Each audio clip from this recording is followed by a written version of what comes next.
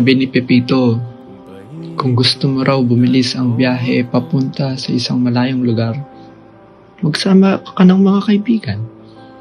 Sa dami ng mga pag-uusapan ninyo, ang pagkwakwentuhan o machichismisan, hindi mo napapansin ang oras. Magugulak ka na lang. Nandun ka na pala. Katulad ng mga kumag na to. Mga kaibigan kong ito, lagi silang nandyan, kahit anong oras. Oras ng saya, lungkot, o madalas, sa oras ng kagipitan. Alamat lang ba ang pahinga ng dalawang puyat sa pira-piraso mga bugtong? Pero ang tanong, saan ba talaga ako papunta? Sagot ay di mahalaga, sapat na sa'kin nariyan ka, paumanhin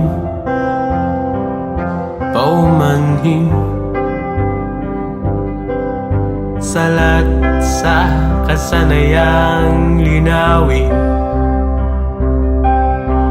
Giliw kung pahintulutan mo ako,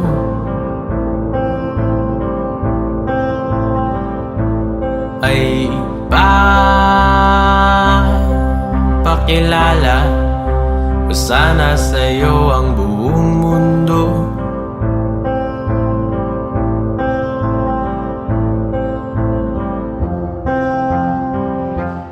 Ang labo, di ba?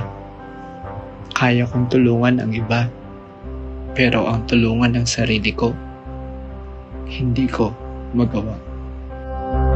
Balagtasan na nagtatapatang makatang manigalit ang mga tugma.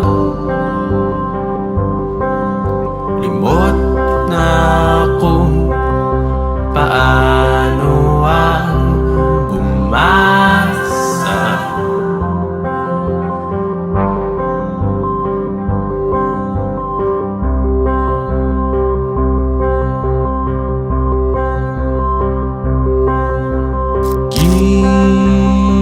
Napag-isip-isip ko, sa dami ng oras ng pagbibigay ko sa iba, nakalimutan kong bigyan ng oras ang sarili ko, at nakalimutan kong sumaya. Aking hangganan ay ipapamalas ko sa'yo.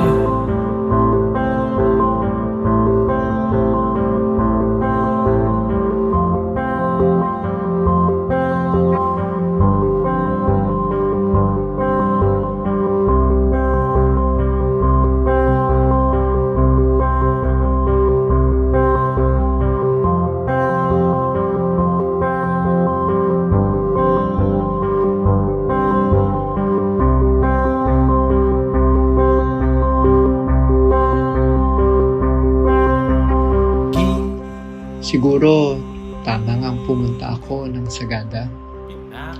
Hindi para makita ang sarili ko, kundi para makita ko ang halaga ko.